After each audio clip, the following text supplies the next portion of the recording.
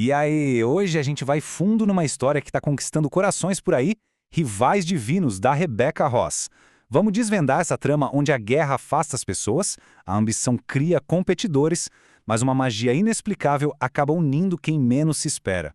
E tudo começa com essa resposta aqui. Uma resposta totalmente inesperada. A Iris Winnow, nossa protagonista, está escrevendo cartas pro irmão dela, o Forrest, que é um soldado no fronte de batalha. Só que um dia, em vez do silêncio de sempre, ela recebe isso de volta. Uma mensagem curta e, nossa, super enigmática. E essa é a pergunta que move a história inteira. Pensa bem, se não é o irmão dela lendo aquelas cartas, quem é que está do outro lado? Quem está lendo as palavras mais secretas e vulneráveis dela? Para a gente entender o peso dessa resposta misteriosa, a gente precisa voltar um pouquinho no tempo, mais ou menos uns 5 meses, que foi quando tudo isso realmente começou. E é aqui que a gente conhece de verdade a Iris Winnow e o que mais importa para ela. O ponto central da história é esse aqui, a despedida dela do irmão mais velho, o Forrest. E olha, o cenário aqui é gigantesco. A gente está falando de uma guerra entre deuses antigos, deuses que estavam adormecidos há séculos e que de repente voltaram com tudo. É para esse conflito terrível que o Forrest se alistou. Ele escolheu lutar ao lado da deusa Enva. A cena da despedida, olha, é de cortar o coração. Imagina só, uma estação de trem toda cheia de névoa e a Iris está ali se despedindo do irmão. A ligação dos dois é o que sustenta ela, sabe? Então ver ele partir para uma guerra, sem saber se ele volta, deixa ela em pedaços. E essa frase aqui é exatamente o que está passando na cabeça da Iris. São palavras que ela até escreve, mas nunca chega a enviar. Mostra aquele turbilhão de coisas. Raiva por ele ter ido, medo do que pode acontecer, mas acima de tudo, um amor gigante que consome ela.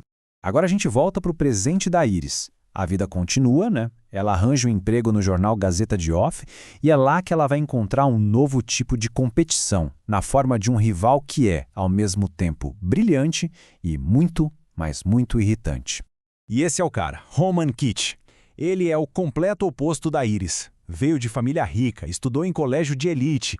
Enquanto isso, a Iris teve que largar os estudos para trabalhar. Mas os dois querem a mesmíssima coisa, a única vaga de colunista do jornal. A tensão entre eles dá para sentir desde o primeiro minuto. Essa frase do Roman resume perfeitamente a relação dos dois. A competição é feroz, cheia de piadinha ácida de inteligência. Cada matéria, cada furo de reportagem é como se fosse um round novo nessa luta.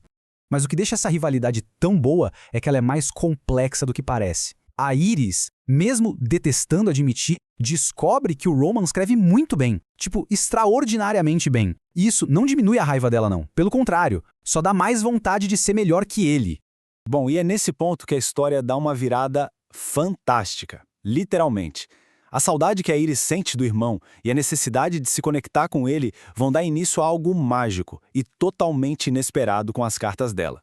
Já faz meses que o Forrest não manda notícias e o desespero da Iris só aumenta. Então ela decide resgatar uma brincadeira antiga deles de infância. Ela começa a passar cartas para ele por debaixo da porta do guarda-roupa que eles dividiam. E aí, para a surpresa total dela, as cartas simplesmente desaparecem, todo dia. Ela se convence de que é algum tipo de magia, levando as palavras dela até o fronte. E agora, a grande virada, o grande segredo da história.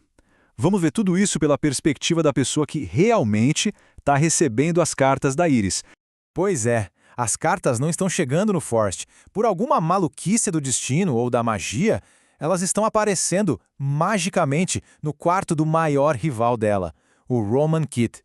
É uma ironia do destino que é, sinceramente, genial. O Roman reconhece na hora, aquele jeito de escrever tão intenso, tão cheio de sentimento, só podia ser da Iris. Ele fica naquele dilema, sabe? Conto a verdade pra ela, mas aí ele imagina a vergonha, a raiva que ela sentiria e desiste. E é aí que ele toma uma decisão que muda tudo. Ele vai responder, mas sem dizer quem ele é. Ele vira o correspondente anônimo dela. A partir desse ponto, tudo começa a se misturar de um jeito bem perigoso. A vida pessoal, a rivalidade profissional, a conexão mágica, tudo isso enquanto a guerra, que parecia tão longe, está chegando cada vez mais perto da vida deles.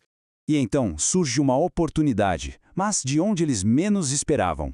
Um jornal concorrente, a Tribuna Incrível, abre uma vaga para correspondentes de guerra, para ir direto para o fronte. É a chance de contar a verdade, mas também é um caminho direto para o perigo. Então vamos juntar as peças do quebra-cabeça. A gente tem uma guerra entre deuses ficando cada vez pior, com boatos de monstros aparecendo, soldados como o Forrest estão sumindo, a verdade sobre o que tá rolando no front tá sendo escondida, e no meio desse caos todo, 2 rivais declarados estão virando confidentes secretos por meio de cartas. Que confusão, né? A história nos deixa com essa pergunta no ar. Com a vida pessoal e profissional deles prestes a colidir no meio de um campo de batalha e com essa conexão anônima ficando mais forte a cada carta, o que a Iris e o Roman vão fazer? A resposta, talvez, esteja nas palavras que eles ainda precisam escrever.